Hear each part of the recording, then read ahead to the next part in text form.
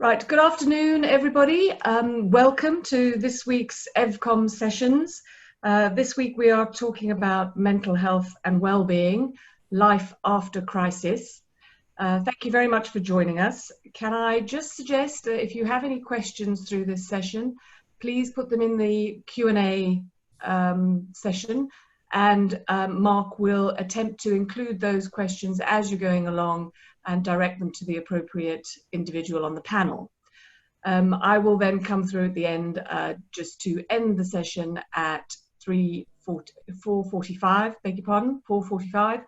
But without further ado, I would like to introduce you to the facilitator of today's session, who is Mark Maher, who's Chair of EventWell and Sales and Marketing Director of Boulevard Events. So Mark, if I could pass over to you now. Thank you very much. Welcome everyone. I am indeed Mark Maher from Boulevard Events and also Chairman of EventWell. It's an absolute pleasure it's always a pleasure to be involved in discussions like this, but particularly at the moment during a period where I think, obviously it's Mental Health Awareness Week, but I think over the last several weeks, it's been a topic that most of us have thought a lot more about. I think it's a topic that requires a level of vulnerability to sort of get engaged with. And as such, I quite often find myself either being the only male or one of very few males in a room when I attend mental health related events. So it's very, very nice to be joined by James, Colin and Gavin today to talk about this topic. So what I'd like to do is jump straight into the content. It's a very hot day and the weather is lovely. So if we can stick to schedule and provide as much value as we possibly can over the next 45 minutes, that'll be great, and then we can all go and get some vitamin D. So without further ado, I'd like to come to Colin for the first question. And Colin, what you do, from my understanding, is quite heavily involved with sort of human behaviour and sort of navigating change in general. Obviously this is a time where, whether we go back to normal or whether we go back to some sort of new normal, there's going to be an element of navigating change coming for us, all as individuals. And what I wanted to ask was, how can we prepare for that on an individual level, and what can we be doing to sort of get ready for that? Thanks for that, Mark. Good afternoon, everybody. Yeah, we have been through so much change, and I think it's good as we embark on the next stage of our lives and careers, which I think is going to mean that more of us are going to be going back to the workplace and resuming what everybody's now starting to call the new normal, because it's not going to be what it was before. And I think we're all accepting of that. And in fact, I think the big word that bubbles up for me when you ask that question is around acceptance. It's taking on board that whatever is going to happen is going to be different. And if you enter and return to the workplace with that mindset, with an open mindset, with an accepting mindset, then I think there are a number of really good things that could happen on the back of this. And I don't know about anybody else, and it's like having 4 males on a panel to talk about mental health is great, because I'm so used to couching this in male and female terms, but I think there's some really good discussions we can have as a group of guys. But for me, it should go back into the workplace, sifting through the good and the bad of things that have happened during the course of the last 3 months or so. It'll have been 3 months by the time we probably get back, knowing that some of the changes that have happened to us have taught us something, have given us a different experience, given us something that we can take back and perhaps use and make the workplace a better way. And certainly if I'm a small business, so it's just myself and my colleague, but I think if you're going back into a team environment and doing so on a basis that you sit down when you all get back together for the first time, physically sitting in a room, and have the thrill of that, and just say to each other, what have you learned? What has been different? What's been good about the experience? What can we learn as a team? And have one of those, I don't know how much these occur, but a really open conversation with no holds barred. Just throw things around, put things on a whiteboard, really explore the try and find some of the good in the challenges that you've faced up to over the course of the last few months, and just set that up. I mean, there's a skill to that meeting, and you know, the leaders getting it right is a big thing. And one thing that I just want to posit as you set that scene going in, and this is particularly, I think, to the male audience, is around authenticity. We are often challenged as males to live into a certain style or way of being in the workplace, very masculine, macho, perhaps, type of presence in the workplace, and evidence is bubbling up all the time now about how that can be quite challenging for people in teams. And I'm just talking about this open discussion that you have as a team when you walk in. If the leader walks in and says, "This is my experience and this is what we're going to do," you've lost all the opportunity that this very curious circumstance has presented. If the leader comes in and says instead, "Look, some strange things happened to me. What about you guys? Tell me about it. What can we learn as a team?"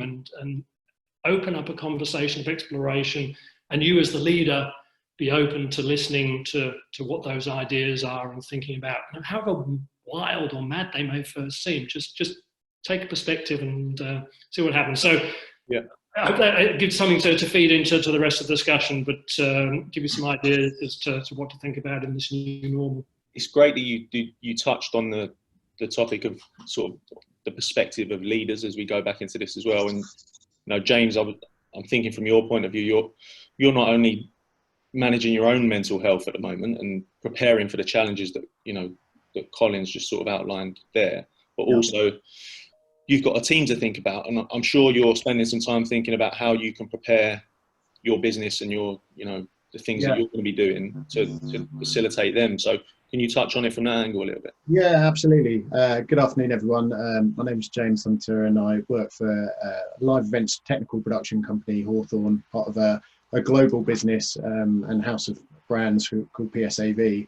To that point, absolutely. In my position as project director, my normal job or day-to-day routine would be looking after a team of guys across a mixture of platforms, whether it's warehouse-based or project management or office or home location, and whether it's the marketing or digital event team, or there's a huge section of elements within our business that put together these fantastic events that we're missing at the moment. And in terms of looking forward and the new normal, we're spending a lot of time now re-educating those that are still left within the business. And I think this is my biggest point.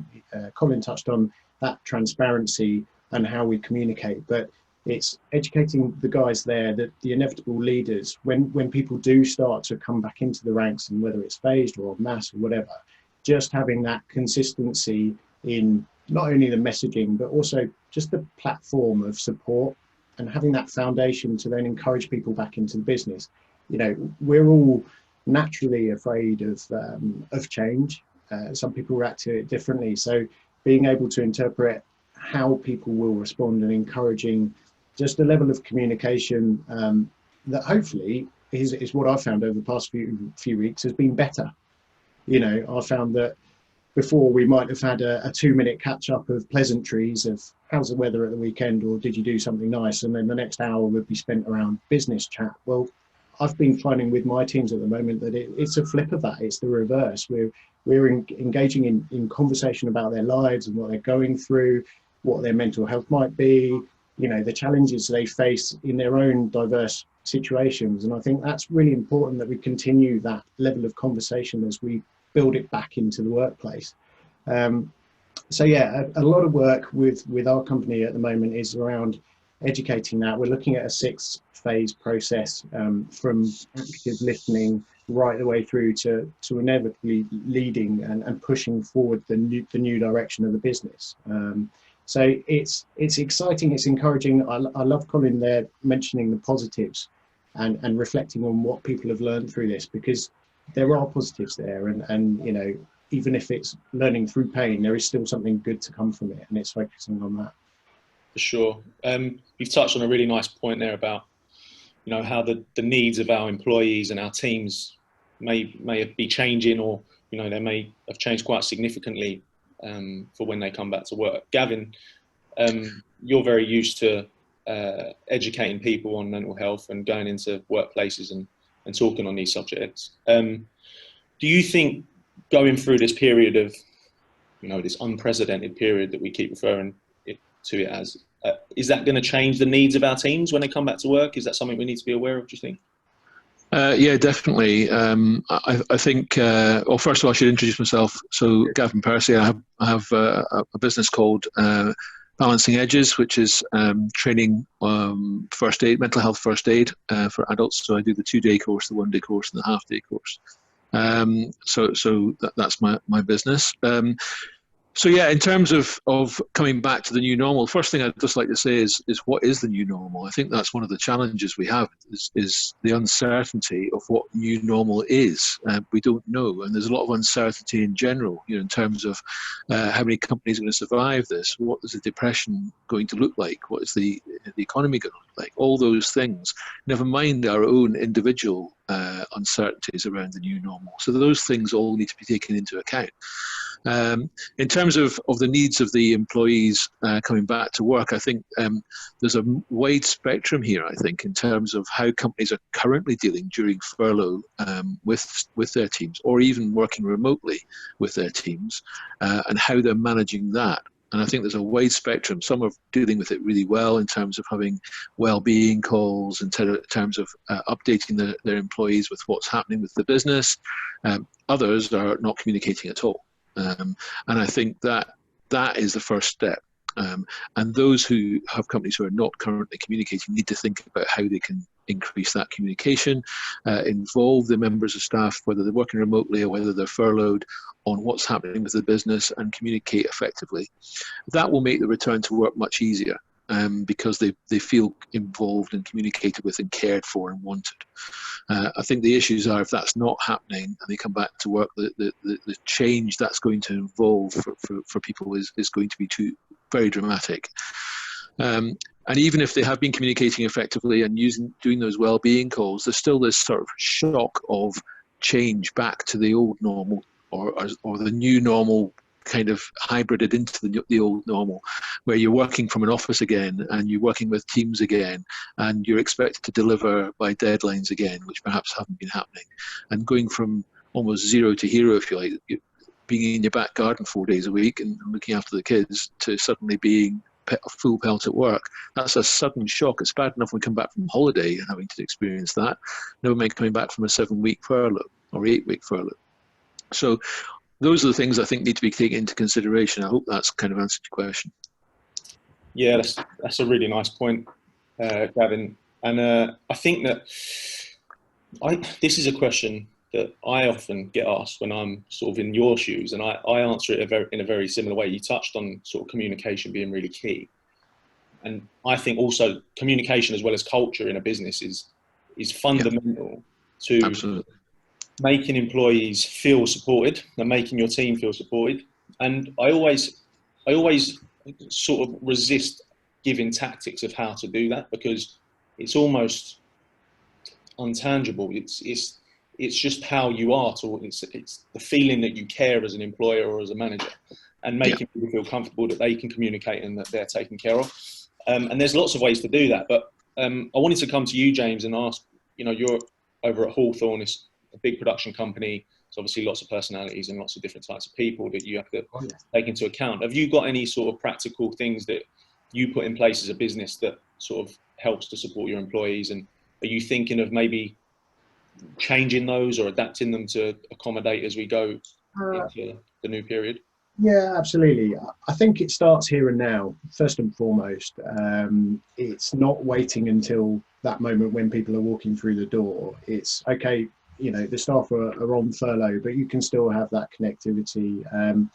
There's some courses of training that we've been running, whether it's new product types, but that typically starts with just a bit of an info catch up of where the business is. And that's for people that are still working in the business and people from home that may be furloughed, but obviously can act, you know, on their own behalf and gain from the training. So we're trying at all points to get the messaging home now of where we are, what we're adapting. Our business has changed, you know, flick of a switch, just in terms of pivoting to a virtual event such as this, offering 3D formats and all sorts of things. And there is no way that at the moment we can say to our staff that what you will come back to is what you used to know. So really it focuses on keeping people up to date, keeping people aware of the changes, whether that's government advice or affiliations coming out, you know, with venue partnerships looking at social distancing and how we can actually achieve these events. But beyond that, then when it actually comes to the time that we do phase back the teams, as I mentioned before, people will still be working from home in some areas. So having that understanding at a personal level of what their personal circumstances is, the times of the day that they're accessible to, whether they need to be flexible with working hours, their personal social environment really matters, as do practical things like their IT connectivity or what equipment that they have at home to be able to do the work you're asking them to do. So there needs to be that level of manager personnel interaction, I believe, to kind of really understand what their particular scenario is and how we can support that. And then back into the workplace, really for me, it's about time. It's time and structure. I think we need to reintroduce routine, and there's not going to be a one size fits all or a certain format that this works with, but giving people that time to adjust and come back into it before they're thrown in at the deep end and say, right guys, fantastic, we haven't seen you for 8 weeks, great to see you, you're working on an event tomorrow, you're going to be speaking to this client, or you need to put this package of kit together and get it to here. So we can't expect that to be an immediate thing, and it's up to us and our responsibility to bring them back in with enough time that they understand where the business is, understand the changes, and then can do their training or whatever they need to in that particular area to then make them you know, ready to go out into the wider workplace. It's the time, the structure, and the communication now, what we're doing at this moment, that's key for the next few weeks as we see things change. So, I mean, the proactive communication thing for me really stood out there. I think that's a great point, is that really trying to get ahead of this and understand that, you know, the new challenges that your team are going to face when they come back is they're not going to be necessarily coming back to the same roles, and you're not necessarily going to be selling the same products, and there's going to be new things to learn, and having the flexibility and understanding of that as a manager and a boss is going to be key. James, Evan, have you got anything to add on that? I was just going to add, the additional complication is we've got customers to deal with in most cases, and those customers' needs will be changing. So not only have your own products or services changed because of what's happened, but your customers' needs have changed as well. So all of those things add into the mix. Definitely. Yeah. Colin, this is one for you. I think that, you know, confidence is going to come into play here, isn't it? I think there's a lot of people that have been, you know, furloughed, or at least maybe running at half capacity for a while. Even if they, you know, there are people that are super busy, and, you know, I can relate to that, but there are people that are still employed, they're working from home, but perhaps they're not having to be under the same pressures that they would be used to. And that comes with its own challenges, doesn't it? And I think when we do inevitably go back to work, and Gavin, you touched on this, we are going to have to go a little bit from zero to hero and start, you know, picking up the pace again. How can we sort of support the confidence of our teams and help them through that sort of challenge, bearing in mind that they've, you know, they might have lost some momentum over the last few weeks? So at Changecraft, we think quite closely about that element of confidence as part of the ability to move forward. So if you're coming back to the workplace and individuals and the team and the business is lacking in confidence, the chances that you're going to make the changes that you need is going to be challenging. So what I would encourage people to think about is the influences that are going to play out on people as they come back to work. And there's the influence of, oh, we used to do things in a certain way before, and it'll be very easy just to step back in and try and recreate and be what everybody was before, and just slot everybody back into the same pegs and the same holes, doing the same thing. And that loses an opportunity and could be quite difficult and damaging, because you've learned a lot during this process, and people will come through in various stages of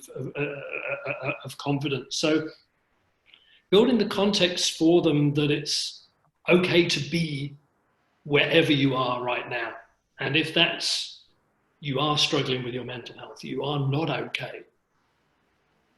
As leaders, as managers, that may well be you, but you've also still got that responsibility to try and create that space for the people to be that, to be uncomfortable, to be unhappy, to lack confidence, and to give them a safe landing space. And you've talked, I mean, the team's talked a lot about the communication side of things, and there's a huge amount of skill in saying the right thing at the right times. But for me, creating that environmental experience, and I think this could happen both at a company contextual level. You mentioned, Mark, culture.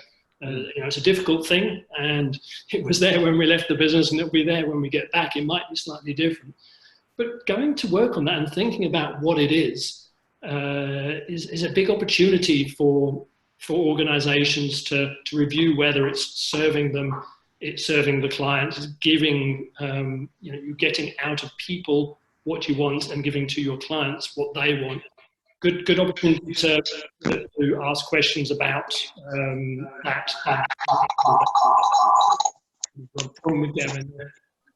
Sorry, I had some technical problems there. My apologies. No worries. So I was just getting to the end of it anyway, but hopefully that gives you a little bit of a feel for what I think.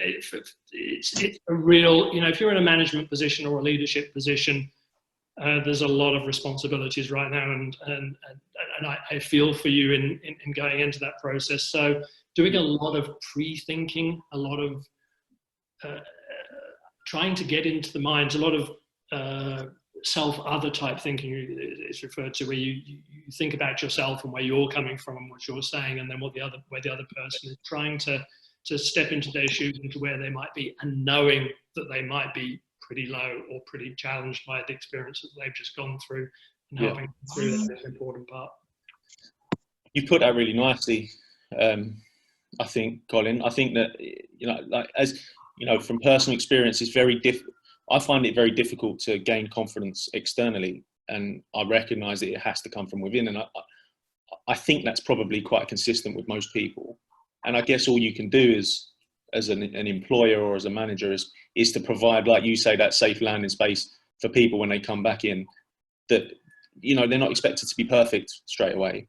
And it's going to take them some time to build up their confidence again and get back on the horse and you know, start building that self-esteem that they're actually very good at the job they used to do, and they're going to be good at the new one that they. There's a skill for managers which is almost impossible to teach, but is really valuable at this point in time, and it's vulnerability.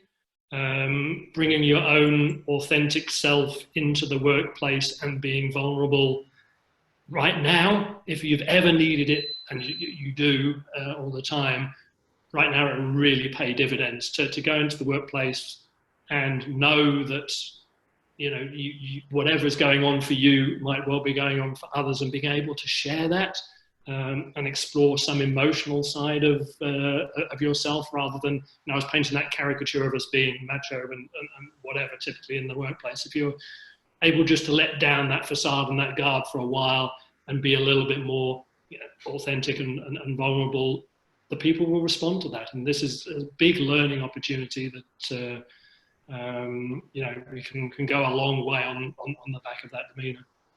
I think it's a great point. Like, vulnerability is often sort of seen as potentially like a bit of a weakness, and so sometimes impractical, but I think it's the key ingredient to breeding empathy and trust in any either social group or team.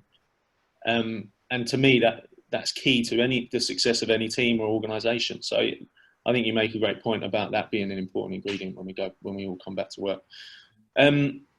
Guys, sorry, anything to add, James or Gavin, on that one? I mean, I was just going to follow on the humility aspect of it. And, you know, we will not always have the answers to provide to our colleagues, our teams, our managers. Doesn't matter which way. There's going to be questions that at the moment we won't be able to answer. But I really think that you know, from a personal point of view, it's almost been like in this flux, in this change at the moment, you almost get that level of imposter syndrome where you're trying to work out what you're doing, and if you're doing what you're doing right, and is it relevant, and is it still adding to the business and contributing, and that's played for me over the past few weeks. But you've got to be able to, you know, establish and then recognize and encourage goals and achievements that may be basic or simple or slightly different because they're not what the person used to do, or it's not what you're doing, but it's still positive and it's moving forward. And it's that kind of just allowing people to have that space and as Colin said, the support around it, whether that's through the culture or the manager to the individual or whatever it is. But yeah, just being able to recognize that, and that people will be doing that at their own pace as well, based on their own backgrounds or personal situations or anything like that. So it's not going to be a templated format of in week 1 we're going to do this, in week 3 we're going to do this. But certainly I think a big part that I'll be looking forward to is that structure, having things to look forward to, things to progress, things to achieve. Recognition within that is about building that trust and that confidence straight back up. But it starts with sharing your own kind of position and vulnerability, or having some humility with it. I think that's key to any senior manager position. Yeah, just one thing for me as well to think about, and I'm not sure if this has been thought about generally or not, is this sort of envy or jealousness there's going to be of people who were working maybe at 125% against those who were furloughed, and actually the other way around, where people who were furloughed might be jealous of the people who were working, or envious, not jealous, but envious of the people who were working. And everyone will have people have different levels on that scale, and we need to manage that as part of the get back to work process on both ways, and see how people feel about the other side of people, because not everyone's been furloughed, not everyone's working, so it's a difficult one. My wife experienced this last week actually. Somebody who she had not furloughed, because she thought that was going to be the best thing for that person, was very envious of the people who had been furloughed, and she's ended up furloughing her now. And the lesson learnt there is we should have asked the question rather than assuming that person would have preferred not to be furloughed. So that, you know, but we need to open those again about communication. Communicate directly with people and find out how they're feeling about things, and then you can react to that. Ask them the open questions about how they feel. Then you can react to them about how they feel in the way that they feel. And as you said, it's not a tick box exercise, James. It's a very bespoke exercise because everyone's different. Definitely. It's happening to all of us, isn't it? This thing, but we're all experiencing it in very, very different ways. And everyone's going through their individual challenges, despite the fact that we're all experiencing the same challenge in many ways. And I wanted to finish on a question that's a bit more individual, and so you guys get an opportunity to give a little bit of a case study about, you know, what you've gone through and how you've navigated this scenario that we find ourselves in. And I'll come to you first, Colin. What have you learnt about mental health and well-being through this crisis, and what do you hope to take into the future off the back of it? I have to preface this by saying that my life beforehand was virtually on Zoom anyway. My business partner is in Chicago, and so, you know, we run an international business across time zones, and our life is spent on this blooming technology. So that didn't change. I'm still working from home, and I'm still spending most of my life on Zoom. So the flip side of that is family, and, you know, okay, we're talking about business today, but my biggest experience has been on the fact that we were just talking before we got onto the webinar about living 24/7 with 2 teenagers, which has its positives and has its negatives and so on. But the whole connectedness of my family has come together because my parents have had to isolate. My mum's high risk. We're now speaking once a week with them. My uncle in Los Angeles is suddenly involved in calls, and suddenly the connectedness of people who should be more connected it is happening in a better way. And I think there are lessons for business there about how and with whom we connect and how often. And for me, that has also led to a rediscovery of what's important. What am I really valuing in my life? as a consultant, I've asked myself some fairly fundamental questions about what do I really want from this business? What do I want from my relationship with my partner in Chicago? What do I want from my family life? And how do I get the balance right? I mean, I don't want to get into the work-life balance thing. That's been always pretty good for me, and that's what I preach for a business. I help people find that in their lives. So the learning has been around visioning. I suppose that's the best way to describe it. Taking a look at myself and where I'd like to see myself. Everything's been thrown up in the air, and things are still up in the air, and not just allowing them to fall in exactly the same place and rearrange them in the same way is what I've learned. And I've personally rediscovered or reaffirmed what I actually think is really important for me now. And for instance, for me, it's not just about chasing the buck or being successful as a business, but it's a lot about giving back. And we've seen a lot of this the change in the way in which people are supporting the NHS and other things that are bubbling up. Major Tom, being a Sir today and things like that. These stories are bubbling up about the way people are pulling us together. I say this is very personal, and it's and related to the world as a whole, but there are lessons, if you care to look for them, for business in there, and that's what I'd encourage you to think about. Definitely. James, anything for you? Yeah, absolutely. I mean, a similar line there. A lot's been around community. The immediate community actually, I think, has grown massively where I am, again speaking from personal circumstance, and that's been just a big shift. More people just being aware of each other and what's going on, and looking out for each other. Yes, socially distanced, yes, respecting all of the rules, but that's been a really good thing to see. And as part of that, if you flip it into a work scenario momentarily, the messaging from the senior leaders, I mean, as a global business, we're 14,000 people, and so you're dealing with people across Europe, EMEA, and the US, and the messaging from the leaders has been really important, I think, in that. Regular connections, personal messages. They're not scripted, they're coming from people as we are now, sat in a room, don't know what the background is, t-shirts, comfortable, honest conversation. And what I'd love to see is that to continue.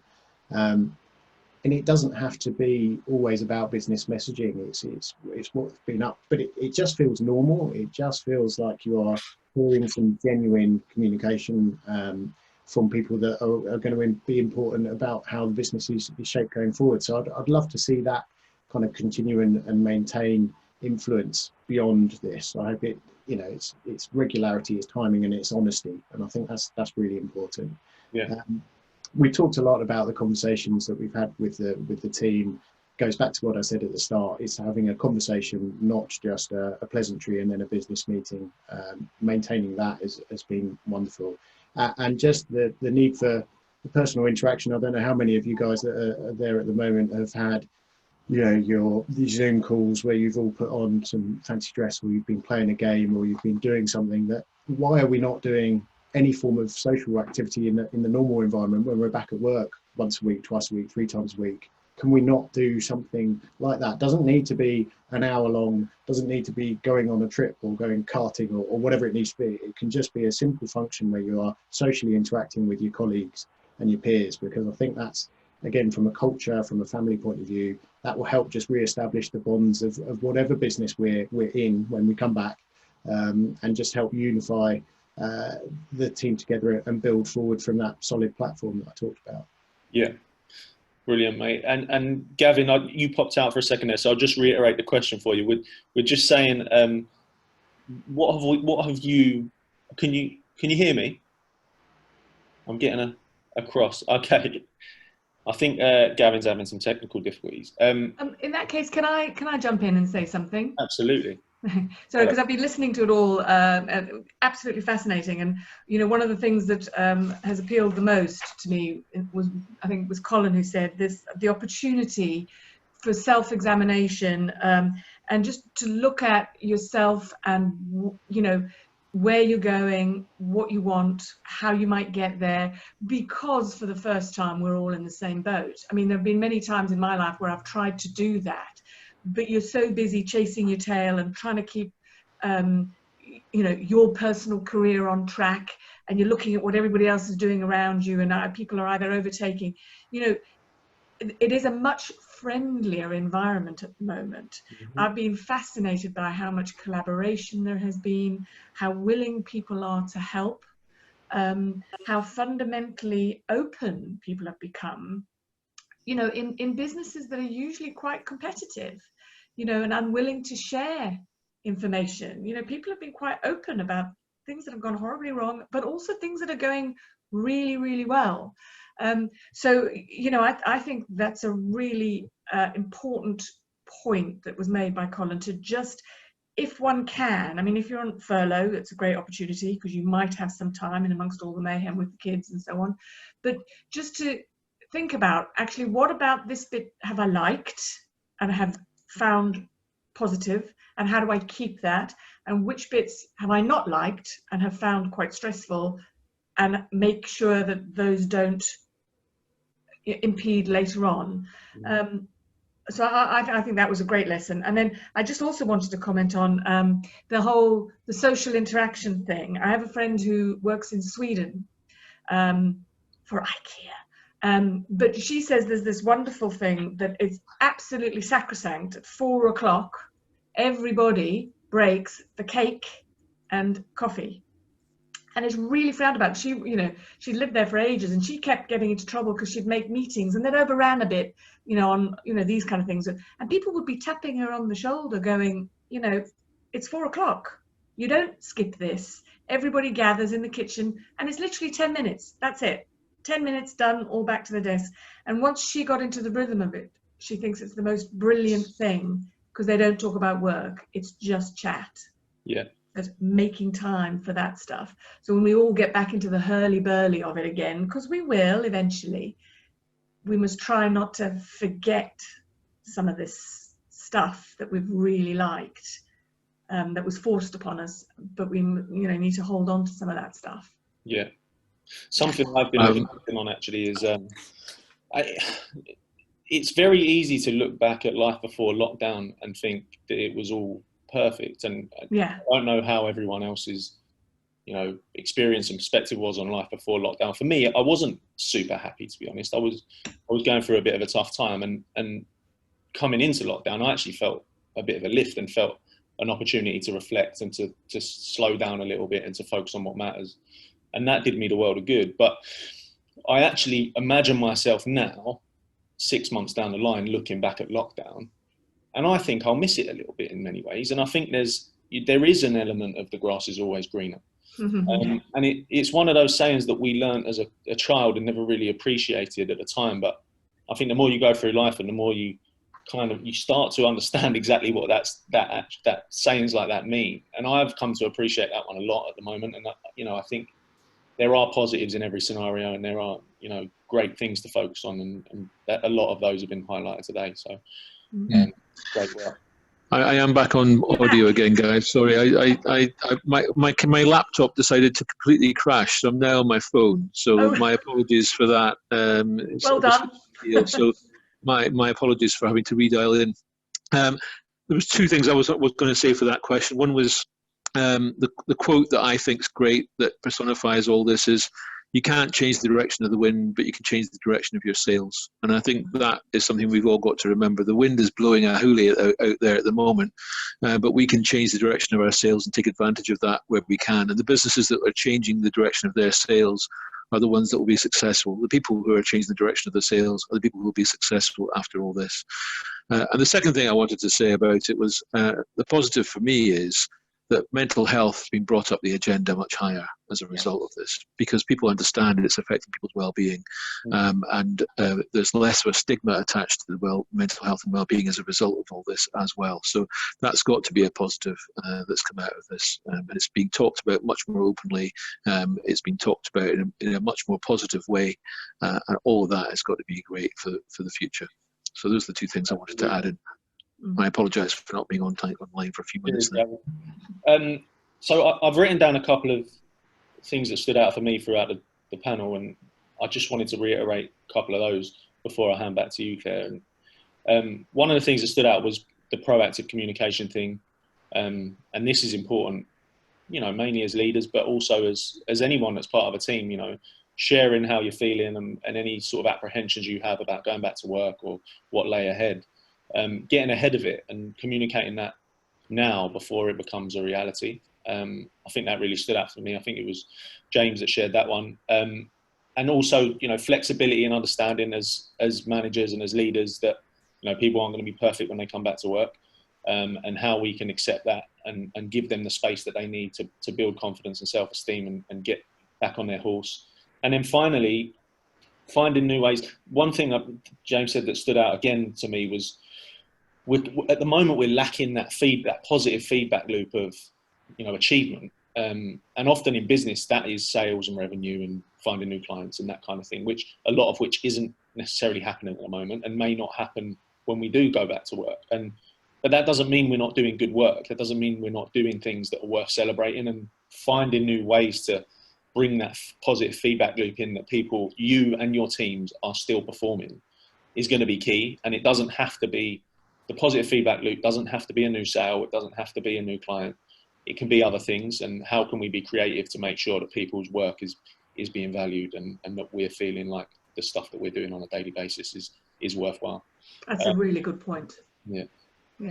So without further ado, I'll hand back to you, Claire. That brings our panel to a close. Okay, thank you very much. Thank you, Mark, for facilitating, and thank you so much, Colin, James, and Gavin.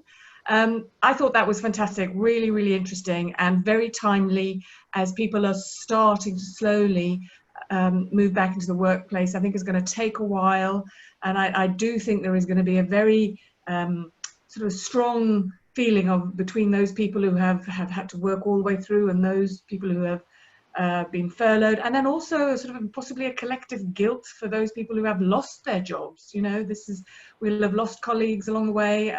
So, you know, there's going to be some very strong emotions out there, on top of which we'll be trying to socially distance on public transport and so on. So I think interesting times, but I think, you know, we will find the positives. And I think the new culture that has emerged out of all of this will surely help us. So thank you, all of you, and thank you for those who attended. Just to remind you that this will be available on the EVCOM website as of lunchtime tomorrow. But if you have any comments or suggestions you'd like to send us about any future topics you'd like to see covered, please feel free to do so. And thank you all very much, and goodbye for now. Thank you. Guys. Bye.